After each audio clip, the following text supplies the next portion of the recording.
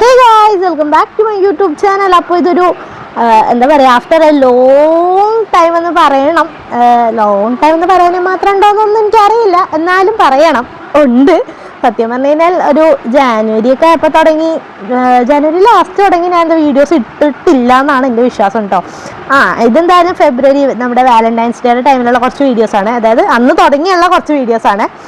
അപ്പോൾ ഇതിനിടെ കോളേജിൽ വാലന്റൈൻസ് ഡേ പരിപാടി ഉണ്ടായിരുന്നു കേട്ടോ. അങ്ങനെ വാലന്റൈൻസ് ഡേ പരിപാടിയൊക്കെ ആയിട്ട് നമ്മുടെ കോളേജിൽ കുറച്ച് അല്ലറച്ചിലെ പരിപാടികളൊക്കെ ഉണ്ടായിരുന്നു കേട്ടോ. ലെറ്റർ റൈറ്റിംഗ് കോമ്പറ്റീഷൻ പോലെയൊക്കെ ഉണ്ടായിരുന്നു.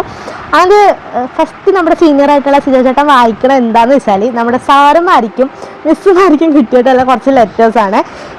ആദ്യം നമ്മുടെ കുരുവിള സാറിൻ്റെ ആണ് വായിച്ചിട്ടുണ്ടായിരുന്നത്. പിന്നെ നവീൻ സാറുണ്ട്.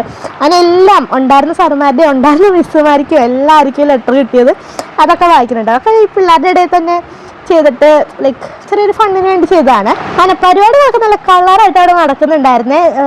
പിന്നെ നമ്മൾ പിള്ളേരുടെ ഇടയിൽ അങ്ങോട്ടും ഇങ്ങോട്ടും എല്ലാവർക്കും അങ്ങോട്ടും ഇങ്ങോട്ടൊക്കെ കിട്ടിയിട്ടുണ്ടായിരുന്ന ലെറ്റേഴ്സൊക്കെ വായിച്ചുകൊണ്ടിരിക്കുകയാണ്.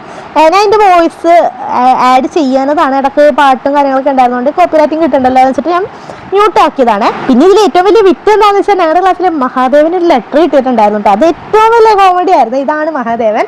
അപ്പുറം ഇപ്പോഴും ഹരിയും അഭിലാഷ് എല്ലാവരും ഒക്കെ ഇരുന്ന് ഭയങ്കര ചിരിയായിരുന്നു കേട്ടോ. ഞങ്ങളും ഭയങ്കര ചിരിയായിരുന്നു കേട്ടോ.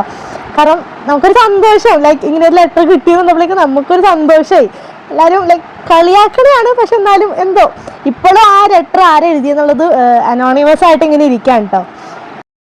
അങ്ങനെ ആ ഒരു എൻ്റർടൈൻമെൻറ്റ് പരിപാടി കഴിഞ്ഞിട്ട് പിന്നെ പാട്ടിലോട്ട് കടന്നിട്ടുണ്ടായിരുന്നു. ഇത് ഞങ്ങളുടെ ഒരു സീനിയർ ചേട്ടനാണ് കേട്ടോ. അങ്ങനെ പാട്ടും പരിപാടികളെല്ലാം കഴിഞ്ഞ് ഞങ്ങൾ തിരിച്ച് റൂമിലോട്ട് വന്നിട്ടുണ്ടായിരുന്നു. റൂമിൽ വന്ന് വൈകുന്നേരമൊക്കെ ആയപ്പോഴേക്കും, വൈകുന്നേരം അല്ല രാത്രി ആയപ്പോൾ ഞങ്ങൾ ഫുഡ് പറഞ്ഞിട്ടുണ്ടായിരുന്നില്ല. അതുകൊണ്ട് തൊട്ടടുത്ത കടയിൽ നമ്മൾ ദോശ കഴിക്കാൻ പോയിട്ടുണ്ടായിരുന്നു.